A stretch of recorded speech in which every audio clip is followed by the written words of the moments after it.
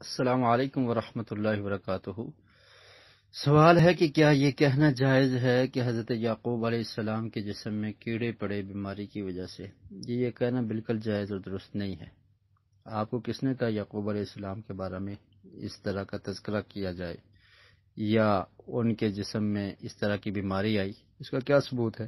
کوئی بھی نہیں ہے۔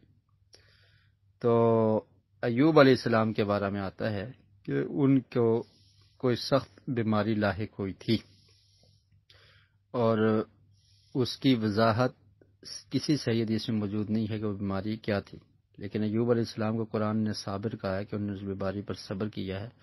اور پھر نبی کریم صلی اللہ علیہ وسلم کی یہ جو حدیث ہے کہ سب سے شدید یا سخت یا زیادہ بڑی آزمائش یہ انبیاء پر ہوتی ہے، تو بیماری کی صورت میں انبیاء علیہ السلام کو آزمایا گیا ہے۔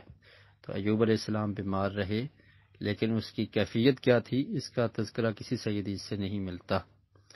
تو بہرحال بائبل کے حوالے سے یہ اس میں یہ موجود ہے کہ آپ کے جسم پر پھوڑے بن گئے تھے، لیکن ہمیں اس کی تصدیق کرنا یا اس کی تکذیب کرنے کا نہیں کہا گیا، بلکہ ہم نے جو اللہ نے ہماری طرف نازل کیا ہے قرآن مجید اس کی ہم تصدیق کرتے ہیں، کیونکہ بائبل میں تحریف ہوئی ہے، اس میں کوئی بات ٹھیک بھی ہو سکتی ہے، کوئی ٹھیک نہیں بھی ہو سکتی۔